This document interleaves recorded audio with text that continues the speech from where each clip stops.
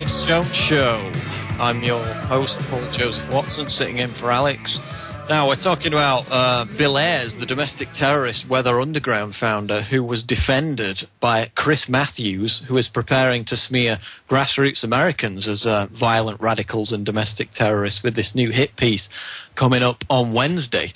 Now, I went into this whole Bill Ayers Obama thing thinking that it was just a political talking point that was exaggerated by the McCain-Palin campaign in 2008. I didn't even pay much heed to it at the time, but I was up until about 2 a.m. last night researching it, and it turns out that it indeed is true that Barack Obama's political career was launched in the living room of Bill Ayers, this domestic terrorist communist revolutionary, and this in fact was admitted to.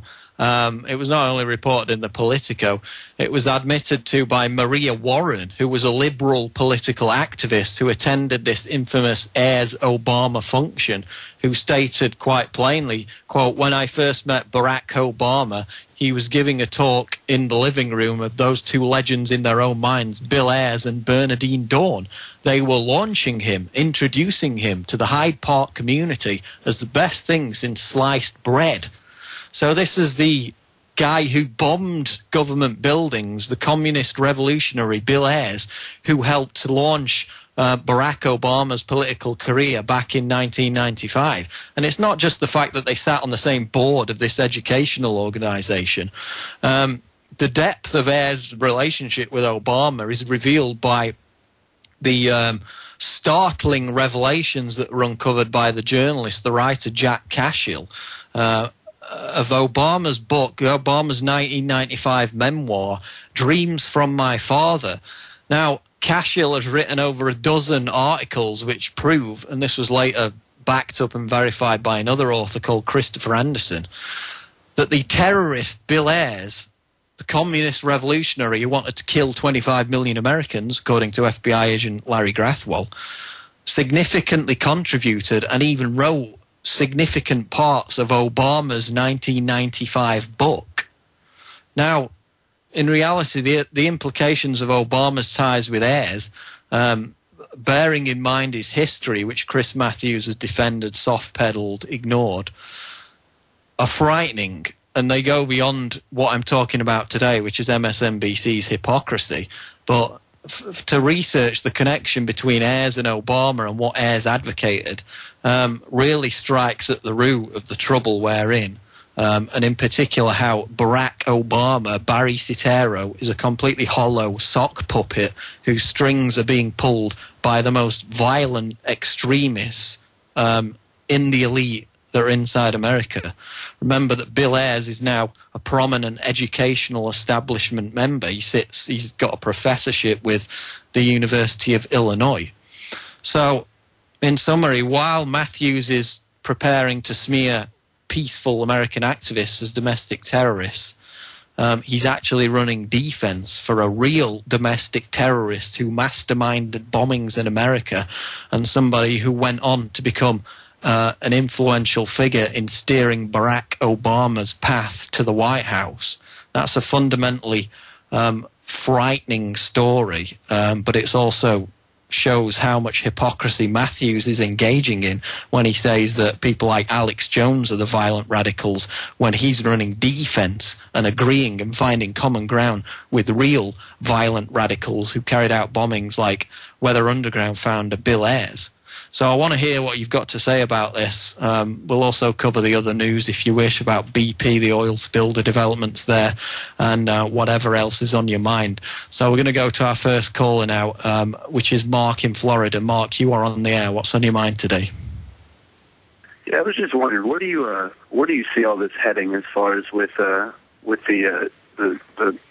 documentary, whatever you want to call it, that's about to be released on Alex Jones and all this, what they're trying to build up against, right-wingers and things like that. Where do you think that's headed, if that makes any sense?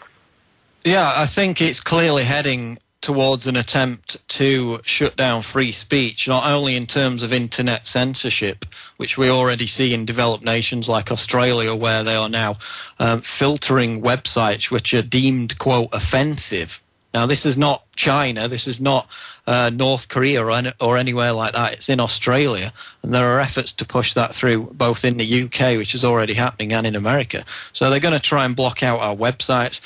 You've heard the Federal Communications Commission going after talk radio and also independent websites like Drudge Report with this so-called drudge tax, which is also a way of trying to financially eradicate independent bloggers and independent political news websites.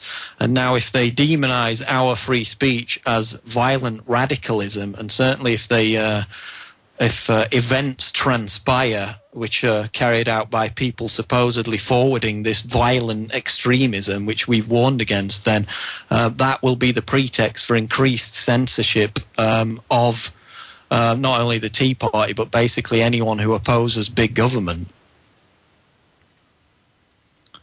And okay. In an off-subject kind of question, I'd seen on the news, did you see that they're trying to push Predator drones in U.S. airspace? Yeah, I saw that, and it clearly states that they're going to push to use them for law enforcement in America, and this is not just going to be on the border where people want to see them introduced for obvious reasons, but this is going to be Predator drones flying around inside the United States, not only spying on people, but eventually they're talking about them being armed as well.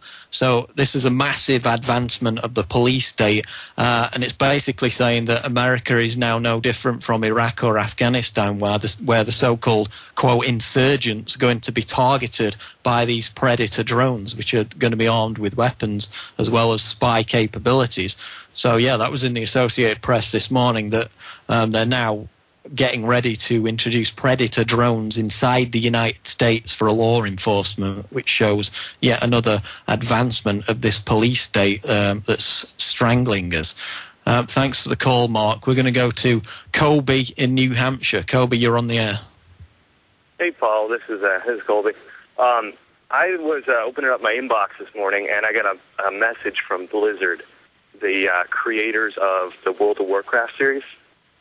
And apparently they're integrating a Real ID security system into the game.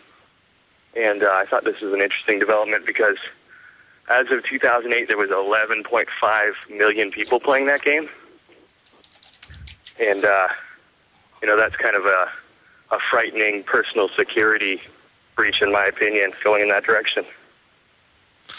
Yeah, it's being reported by the website ripteng.com, World of Warcraft Real ID incoming, and the article says if you're one of the 11.5 million World of Warcraft players, you should be excited to learn that Blizzard is implementing a new friends list management system dubbed Real ID, which claims to increase the level of interaction players have with each other.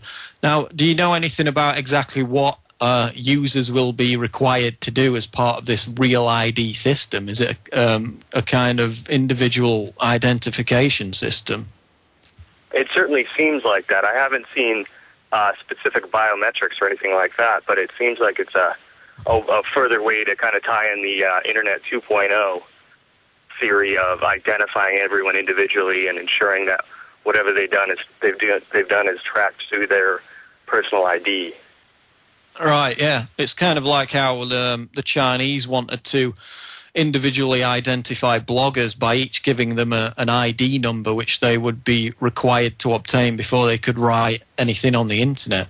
And it's part of this increasing move towards identification of individuals, taking away the anonymous aspect of the internet, which many people exercise as a tool for their free speech. So, yeah, we'll definitely keep track of this, and we'll be posting it on the website later today. That's a very interesting story.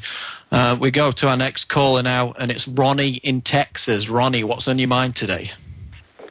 Thank you, sir. I just wanted to share with you that in Chicago, while attending a pre-Ralph Nader Green party gathering, when I was back then an open Steve Forbes tax reform enthusiast, I was informed that the Greens were actually the front for the communists and the labor unions who were running this leftist-leaning third-party movement.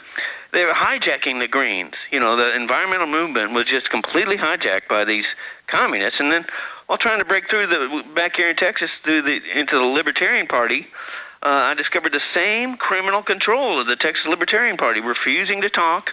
This is the Libertarian Party, and they refuse to talk about the war on pot smokers, medicinal marijuana, supporting our troops with freedom for farmers. The medicinal marijuana really helps traumatic brain injured people, and I can personally give you a testimonial on that. And that's some of this information I was trying to share and run as a candidate and everything, and influence their leaning, but it's completely controlled. The third-party movement here in Texas is just completely controlled by either the out-and-out communists and the Greens or the so-called libertarians, and the guy who ran the show here and now in Travis County is now the national leader of the Libertarian Party. So they're just completely stained with criminality and refusal to face real problems and real solutions. That is,